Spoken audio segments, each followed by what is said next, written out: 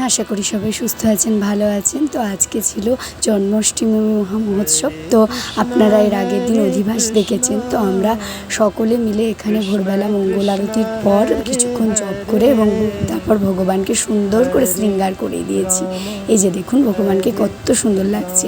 তারপরে এটা সন্ধেবেলা আমরা এই যে সবাই রেডি হয়ে নিয়েছি ভগবানের মহা অভিষেক হবে বলে। তো তার আগে আমরা কিছুক্ষণ জপ প্র্যাকটিস করলাম এবং আমরা 9টা থেকে অভিষেক শুরু করব বলে কিছুক্ষণ নিজেদের মতো কয়েকটা ফটো সেশন করছিলাম।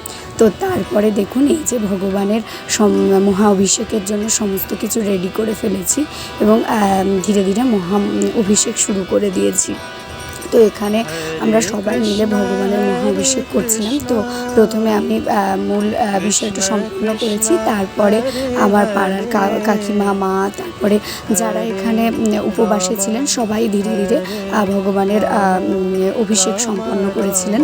তো আমি কিছু কিছু মুহূর্ত আপনাদের সঙ্গে শেয়ার করছি। সবগুলো আপনাদের সামনে উপস্থাপন করার মতো সময় ছিল না, কারণ প্রচুর কাজে ব্যস্ত ছিলাম ওই দিনকে। তো যেটুকু পেরেছি আপনাদের সঙ্গে শেয়ার করছি। তারপর ভগবানকে অভিষেক করানোর পর আমরা ভগবানকে সুন্দর করে শৃঙ্গার করিয়ে দিয়েছিলাম এবং তারপর ওনাকে ভোগ লাগানো হয়, 56 ভোগ। তারপরে ওনার আরতি করা হয়। তো এই যে দেখুন ভগবানকে কি সুন্দর দেখতে লাগছে। তো আমরা এই দিনকে সারা রাত্রি জাগরণ করেছিলাম এবং লীলা পুরুষোত্তম ভগবান শ্রীকৃষ্ণ গ্রন্থটি থেকে ভগবানের জন্মলীলা পাঠ করেছিলাম সারা রাত ধরে। তো ভিডিওটি এখানে রাখছি। হরে কৃষ্ণা, সবাই ভালো থাকবেন।